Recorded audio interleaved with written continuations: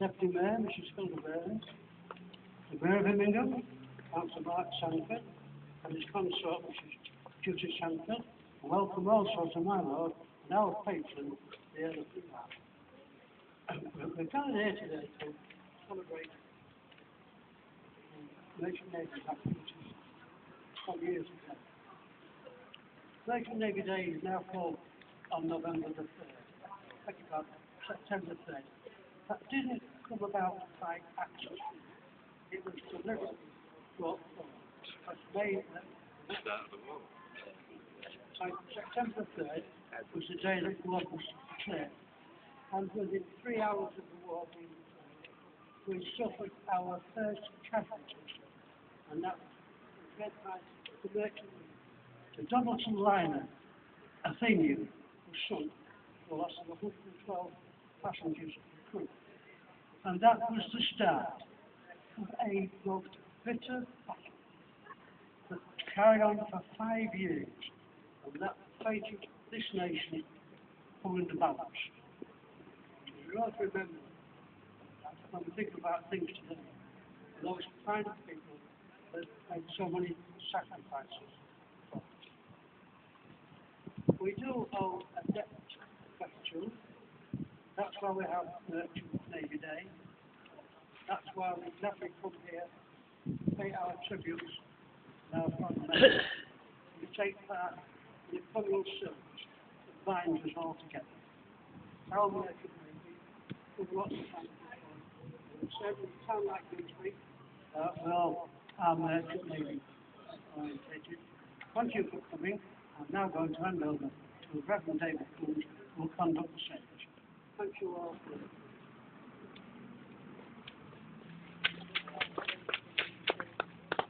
Thank you very much. Welcome to this service. I've been introduced as the Reverend David Coon.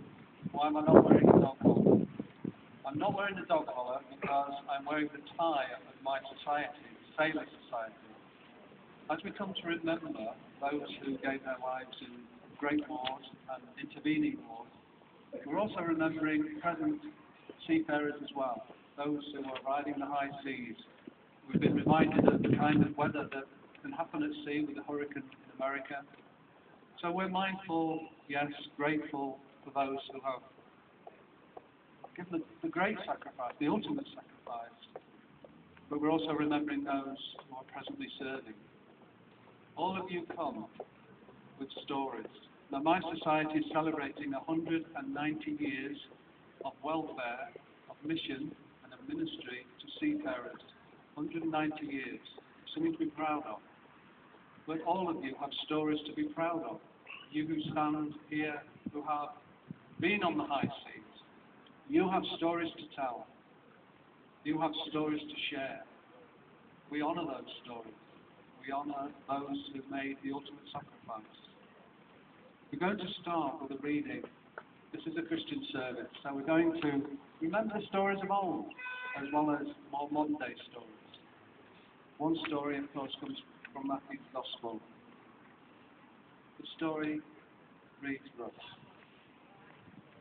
Immediately Jesus made the disciples get into the boat to go ahead of him to the side of the sea, and he dismissed the crowd. After he dismissed them, he went onto a mountainside by himself to pray. When the evening came, he was there alone, but the boat was already a considerable distance away from the land, buffeted by the waves because of the wind against it. During the fourth watch of the night, Jesus went out to them walking on the lake. When the disciples saw him walking on the lake, they were terrified. "It is a ghost," they said, and they cried out in fear.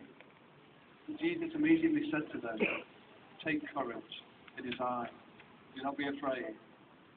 "Lord, if it is you," Peter replied, "tell me to come to you on the water." "Come," he said. Then Peter got down out of the boat, walked on the water, and came towards Jesus. When he saw the wind, he was afraid and began to sink. And he cried out, "Lord, save me." Immediately Jesus stretched out his hand and caught him. "You of little faith," he said, "why did you doubt?"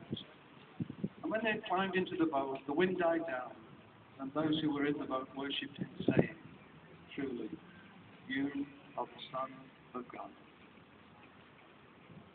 Let's turn to the prayers that are on the inside of our sheets. Thank you.